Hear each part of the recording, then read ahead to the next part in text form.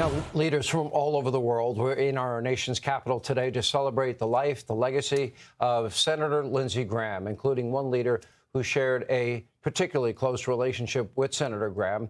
That's Ukrainian President Zelenskyy. Earlier today, he met with President Trump at the White House, and he joins us now with more. Mr. President, good to see you. Good to see you. I appreciate it. I said in the eulogy today, true, Lindsey, like so many people, think the military might of Russia is massive. He invades Ukraine. He builds up his army and equipment. Most people didn't think you had a shot. And now we're going on 5 years in. Things have changed dramatically. Let's tell us what has changed. First of all, a lot of things been changed because of such people like Lindsey. And I'm really wanted to come here and to really to support his family and to be thankful from all our nation. Why? Because of Lindsey. Because he was, we had such supporters of Ukraine from the very beginning who really believed in Ukraine that Putin can't occupy us. And he couldn't. It's true. Lindsey was 10 times during the war in Ukraine, in different places, in very dangerous places, very closely to front line and etc. And we've been friends, so I'm very thankful to him for such support and trust and believe in Ukraine. So since the beginning of the war, when Putin said that he will occupy us during 2-3 days, now we built a great militech industry. We have 500 companies with very strong technologies and our soldiers on the front. So now Putin is losing 30,000 his soldiers per month. It's, this is big, too much losses, like President Trump says. It's many losses, but he doesn't want to stop this war. So now initiative not in the hands of Putin. And this is the main thing what been changed. Mm-hmm. So I have read repeatedly that, and you look at your drone warfare, even robotic warfare that you have used, and you keep building out a next generation of, for example, drones. I am told that anywhere between 4 and 10 or 12 days, you have the next generation of drones, and you have penetrated into Moscow and beyond Moscow, hitting strong military targets within Russia. That was not anticipated, I am sure, by Vladimir Putin. He doesn't seem to know how to deal with it. I think this is really a big problem for him. We understood that this war is changing each 3-6 months. We have to change technologies. And that's why we have a real modern miltech platform. And we have a lot of companies. We change drones. Today, these drones can work on the battlefield, but after 3-6 months, it can't. So it cannot. So that's why you need be strong each moment and change technologies and be quicker. Because we have to be quicker than Putin, because Putin has more people than we, and we have to save our people and use more technologies than people. That's what we do. Ukraine's drone offensive hits 13 Russian ships, Crimea's power grid in 48 hours. Yeah. You've hit Moscow, you've gone beyond Moscow. Yeah, we respond. We want to stop this war. We're asking, President Trump wants and the Europeans want, Putin doesn't want. We are asking to stop this war each day, to minimum to negotiate ceasefire for some period of time and give possibility for diplomats to negotiate. But Putin doesn't want. So this is the problem. That's why we need to respond, be tough, be strong. Not only we count on sanctions. By the way, Lindsey's bill was very important, and I hope that senators, Congress, and this is now it's named after Lindsey Graham. Lindsey went to Turkey, he went to NATO, and then he took that long journey to see you, flies into Poland, 10, 12-hour train ride, and it was when he got back that he passed away. You were the last world leader that he saw. Yeah. He had been there how many times? 10 times during the war. Yeah.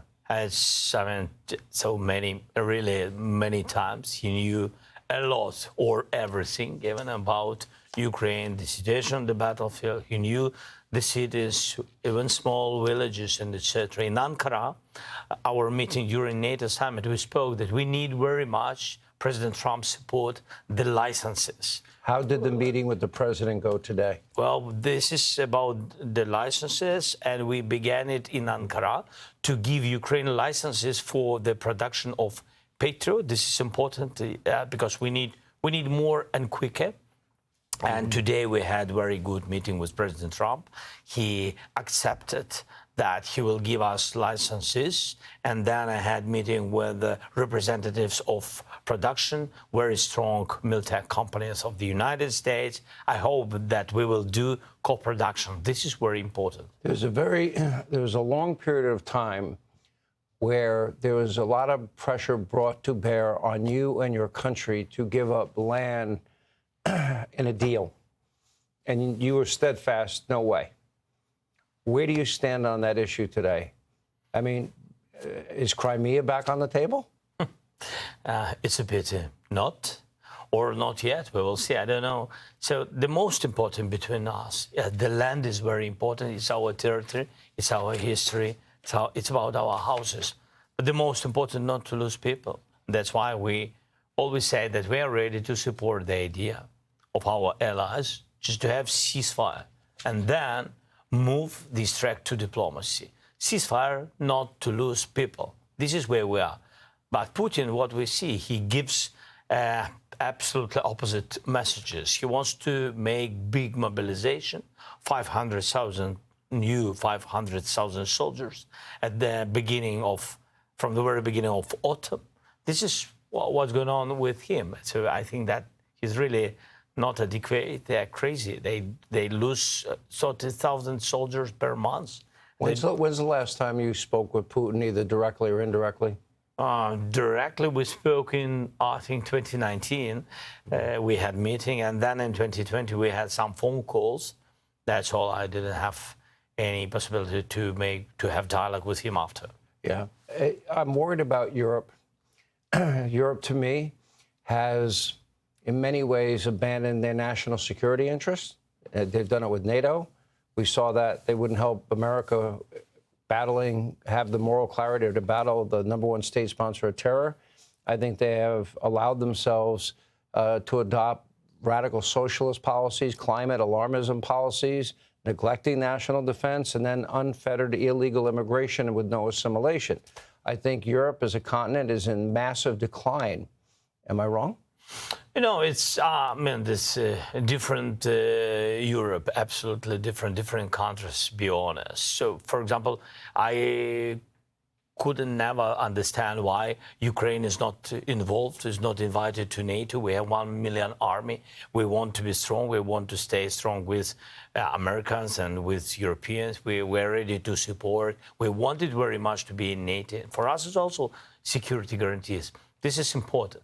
So, what can I say? Now Europe helps Ukraine. We have this program Pearl, as you know, and some